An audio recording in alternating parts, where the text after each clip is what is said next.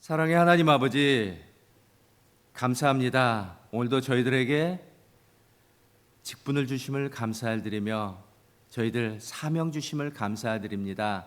저희들 그 자리에서 충성된 청지기로 나아갈 수 있도록 오직 성령 하나님만을 붙잡고 나아갑니다. 하나님, 오늘도 지혜를 더해 주시옵고 성령의 도우심을 더하여 주시옵소서. 아버지 감사합니다. 새벽 같은 아버지 청년의 때 주님을 알게 해주심을 감사드리며 오늘 저녁 태국으로 선교를 떠납니다. 그 일하시는 선교 현장에서 일하시는 하나님을 체험하면서 영육간에 더욱더 강건해지며 성령 안에서 하나 되는 그 은혜를 취하고 누릴 수 있도록 믿음에 믿음을 더해 주시옵소서. 모든 선교대원들 각자의 기도 대목 아버지 조속한 시일 내에 응답하여 주시옵고 영육간의 강건함을 지켜 주시옵소서. 아버지 감사합니다. 주변에 많은 환우님들이 있습니다. 영적으로 아파하는 지체들, 육적으로 아파하는 지체들 많이 있습니다. 치료의 강선을 비춰주시옵고 치료하시는 여호와 라파의 하나님이시라는 것을 믿고 의지하며 끝까지 포기하지 않고 기도로 나아가는 우리 모두가 다 될 수 있도록 하여 주시옵소서. 오늘도 머리 숙여 기도하는 아버지 각 지체 기도를 들어주심을 감사드리며 응답하여 주심을 감사드립니다. 부족하고 연약한 입술로 기도할 때 하나님 더 큰 영광 홀로 받아 주시옵소서. 감사드리며 이 모든 말씀 예수님의 이름으로 기도합니다. 아멘. 오늘 하나님께서 주시는 말씀은 역대상 27장 말씀 되겠습니다. 역대상 27장 오늘 봉독하신 말씀은 32절에서 34절 말씀 되겠습니다. 32절에서 34절 말씀.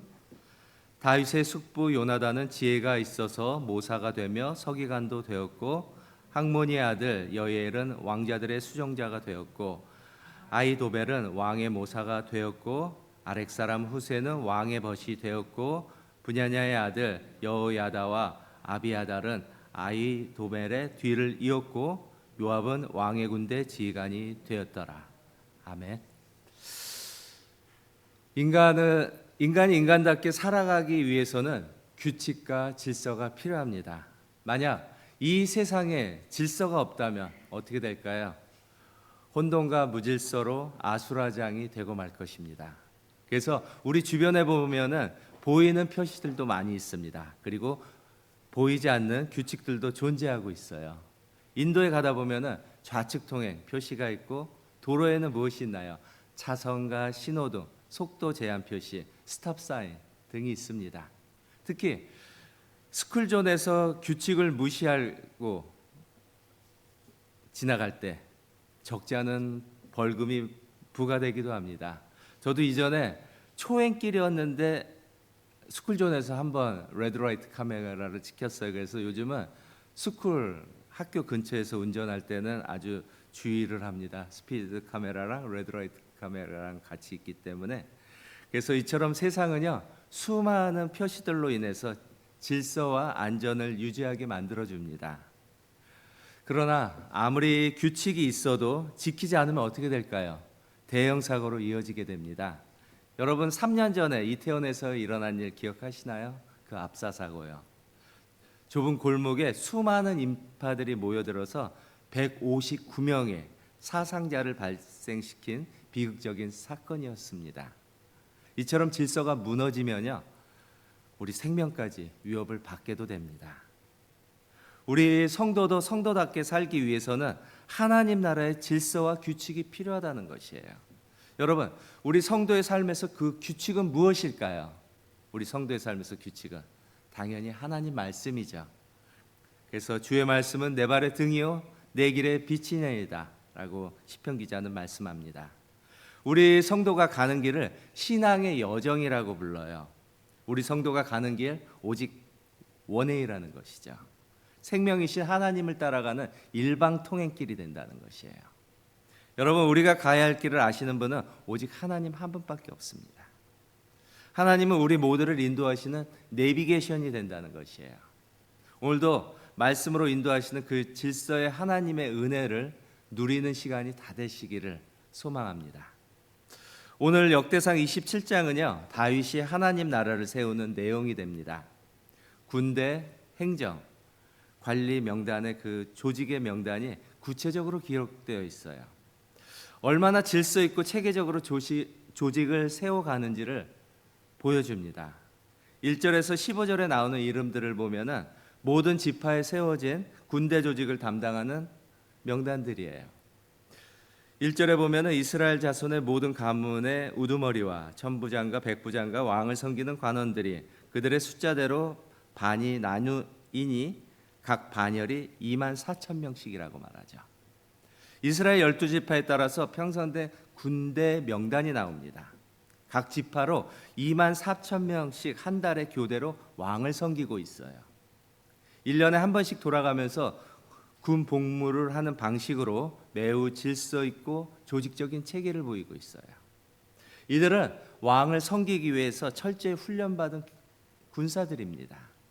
각 반마다 우두머리가 세워져서 책임을 감당하면서 리더십을 발휘해요. 하나님의 질서를 통해서 역사하시는 분이시며 이런 체계는요, 하나님 나라의 기본 원리가 됩니다. 오늘날 교회도 마찬가지입니다. 교회는요, 살아있는 유기체이자 동시에 질서 있는 조직이 됩니다. 교회 공동체는요, 성령 안에서 질서 있게 조직과 직분이 세워지고 하나님의 질서를 통해서 건강한 영적 공동체로 세워져 갑니다. 고린도전서 12장에 보면은 직분은 여러 가지나 주는 같으며 또 사역은 여러 가지나 모든 것을 모든 사람 가운데서 이루시는 하나님은 같다고 말해요. 사도 바울은 하나님이 모든 성도들에게 다양한 직분과 은사를 주셨다고 말씀합니다. 우리 세움교회에도 각 부서들과 마을 공동체, 여러 공동체가 있죠.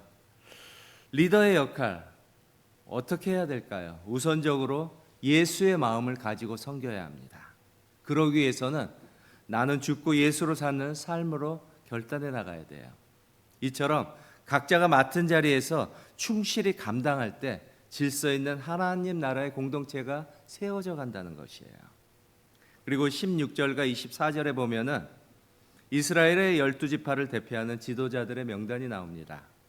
하나님은요, 각 지파의 다양성과 질서 안에서 섭리하고 계십니다. 각 지파에는 각각 다른 리더들이 질서 있게 세워져 가고 있죠. 하나님은 공동체의 다양성과 필요에 따라서 적합한 사람을 세우세요. 오늘날 교회에서도 다양성과 질서는 동일하게 적용되고 있습니다. 우리 교회 안에서도요, 다양한 배경과 은사를 가진 성도들로 모여 있죠. 어떤 이는 찬양으로 섬기고, 어떤 이는 악기로 섬기고, 어떤 이는 교사로 기도로 섬기고 있습니다. 어느 자리에든지 모두가 하나님 나라를 세우는 역할이 된다는 것이에요. 하나님은요, 다양한 지체들을 통해서 성령 안에서 이처럼 질서를 이루어 갑니다. 여러분, 하나님 나라의 일은요, 혼자 감당하는 것이 아닙니다. 모세도요, 천부장, 백부장, 50부장, 10부장을 세워서 함께 이스라엘 공동체를 이끌어 나갔습니다. 이는 왜 그럴까요? 번아웃과 교만을 예방하면서 건강한 공동체를 세우는 하나님 나라의 방법이 된다는 것이죠. 이처럼 적재에 적소에 세우는 사람을 세우는 일은요, 하나님의 주권이 되며 부르심이 된다는 것이에요. 그리할 때 우리는 다양한 역할 속에서 성령으로 하나 되는 하나님 나라의 비밀을 누릴 수가 있다는 것이죠.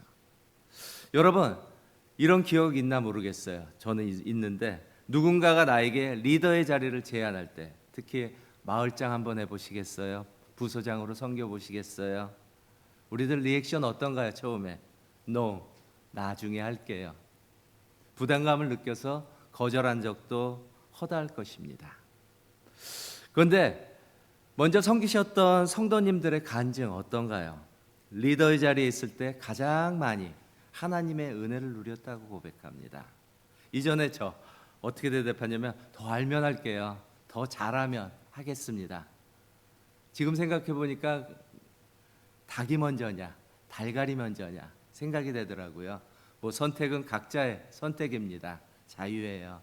그러나 하나님의 부르심에 순종할 때요, 우리는 더 큰 은혜를 누릴 수가 있다는 것입니다. 여러분, 진정한 리더십이란 우리 모두의 영원한 리더가 되시는 누구죠? 예수님처럼 섬기고 또 섬겨야 됩니다. 진정한 리더십은요, 자기를 희생하고 헌신할 때 그 열매가 맺혀지게 되죠. 그리하려면 평소에 리더십 훈련이 필요합니다. 우리의 삶 어떤가요? 배움의 연속입니다. 천국 가기 전까지 계속해서 배워야 돼요. 그렇다면 어떤 훈련이 필요할까요? 한 알의 밀알되기 훈련을 저는 강추합니다. 요한복음에서 보면은 한 알의 밀이 땅에 떨어져 죽지 아니하면 한 알 그대로 있고 죽으면 많은 열매를 맺는다고 해요. 죽으라는 게 아니죠. 의미는 내려놓고 더 내려놓고 그런 섬김이 있으면 좋겠습니다. 보통 일상의 삶을 통해서 훈련하는 방법이에요. 그냥 일상의 삶에서 교회에 와서 그 언행이 아니라 그 일상의 삶에서 우리가 그리스도의 향기를 흘러가는 언행을 통해서 그 영적인 훈련이 날마다 필요하다는 것이죠. 여러분, 우리들의 모든 부르심은 하나님으로부터 왔습니다. 하나님의 부르심에는요, 이것만 기억하세요. 실수가 없고 후회하심이 없다는 것이에요. 그리고 25절에서 31절 말씀 보면은 다윗 왕의 행정을 담당하는 사람들의 명단이 나옵니다. 이들은 하나님 나라를 지키고 관리하는 역할을 감당하는 자들이에요. 여러분, 하나님이 각자에게 맡기신 자리에서 무엇이 필요할까요? 충성된 섬김이겠죠. 하나님 나라의 사역은 모두가 소중하고 귀중한 자리가 됩니다. 우리 교회에도 안내하시는 분 있고 청소 봉사하시는 분 있고 주차 봉사하시는 분도 있고 회계 주방에서 봉사하시는 분들 많이 있어요. 이처럼 눈에 띄지 않는 곳에서 묵묵히 섬기시는 분들이 많다는 것이에요. 여러분의 일거수일투족을 지켜보시는 하나님은요, 그 여러분의 그 모든 섬김을 잊지 않으시고 모두 다 기억하고 계십니다. 하나님은 각자의 자리에서 충성하시는 성도들에게 은혜를 부어주셔서 날마다 수많은 간증들이 넘쳐나요. 주방일을 하면서 하나님의 임재 가운데서 은혜를 누렸습니다 하고 간증돼요. 주차 봉사를 하면서 매 순간 살아계신 하나님을 느꼈습니다. 어린아이들에게 성경을 읽어줄 때 그곳에서 역사하시는 성령님을 만났습니다. 이처럼 간증을 합니다. 모두가 다 다른 섬김의 자리이지만 모든 간증의 공통점은 이렇습니다. 하나님 나라를 위해서 섬기고 봉사할 때 먼저 하나님의 사랑과 은혜를 누렸다는 것이에요. 모든 순간들을 하나님께 감사드리며 모든 영광 돌리게 됐다고 간증들을 합니다. 에베소서 4장 16절 말씀도 보면은 그에게서 온몸이 각 마디를 통하여 도움을 받음으로 연결되고 결합되어 각 지체를 분량대로 역사하여 그 몸을 자라게 하며 사랑 안에서 스스로 세우느니라고 말씀하시죠. 하나님의 질서 속에서 각 사람이 충성히 감당할 때 건강한 영적인 공동체로 세워져 갈 것입니다. 그리고 32절과 34절에 보면은 다윗의 모사, 서기관, 참모, 군대 지휘관의 명단이 나와요. 이들은 다윗의 측근에서 함께 조언한 사람들입니다. 다윗이 올바른 결정을 내릴 수 있도록 옆에서 도운 동역자라는 것이죠. 여러분, 이처럼 올바른 리더는요, 결코 혼자 서지 않습니다. 영적인 리더 곁에는 반드시 영적인 동역자가 함께 있다는 것이에요. 특히 목회자에게는요, 기도하는 중보자들이 반드시 필요합니다. 여의도 어느 교회인데요, 목사님이 설교하실 때 그 지하층에서 중보기도 한대요. 예배를 위해서. 당연히 마을 공동체에도 함께 기도하고 조언하는 동역자가 필요합니다. 마을장, 부마을장, 더 나아가서 앞으로 그 미래를 위해서 예비 마을장을 세우는 것이에요. 그래서 리더가 부재 시에 또 다른 리더가 달리기 위해서 바통을 터치해서 달리듯이 끊기지 않고 계속해서 이어져 가야 된다는 것이에요. 우리 교회는 마을 공동체라고 부르죠. 셀 공동체예요. 마을 공동체의 목적과 목표는 무엇일까요? 이전에 우리 물리 시간에서 배웠습니다. 세포가 분열하면은 2개, 4개로 증식하게 돼요. 이처럼 한 마을 공동체가 두 마을 공동체로 나누어지는 하나님의 은혜를 누리시기를 소망합니다. 이것이 바로 하나님 나라에서 공동체가 함께 세워져가는 본질이 된다는 것이에요. 여러분, 중요한 것은요, 교회에 아무리 질서와 조직이 중요하다 하더라도요, 모든 것은 하나님보다 앞설 수는 없다는 것이에요. 우리들의 생각과 계획보다 더 중요한 것은 성령 하나님의 도우심이라는 것이죠. 우리 모두는 하나님의 그 뜻과 성령의 인도하심에 민감하게 반응하는 리더십과 공동체가 되어야 한다는 것이에요. 모든 조직과 행정은 하나님이라는 굳건한 반석 위에 건강하게 세워져야 합니다. 오늘 역대상 27장은 하나님의 나라가 어떻게 세워지는가를 명확하게 보여주고 있습니다. 다윗은 하나님의 기회에 따라 각 사람을 세우고 조직을 만들어서 사명을 감당하게 해요. 오늘날 교회, 마을 공동체, 가정도 이 같은 하나님 나라의 원리를 따라야 한다는 것이죠. 여러분은 하나님 공동체 안에서 어떤 자리에 있습니까? 맡겨진 사명을 충실하게 잘 감당하고 있습니까? 하나님 나라를 세우는 원리는 이렇습니다. 하나님 주권 아래서 질서 있게 섬기고 서로의 다름을 인정해야 됩니다. 우리가 맡은 자리에서 충성할 때 하나님 나라는 굳건하게 세워질 것이에요. 우리는 만왕의 왕 하나님을 섬기는 성도들입니다. 하나님은 우리 삶의 주인이시고 진정한 우리의 왕이 되신다는 것이죠. 하나님은 우리 모두를 그리스도의 군사로 부르셨습니다.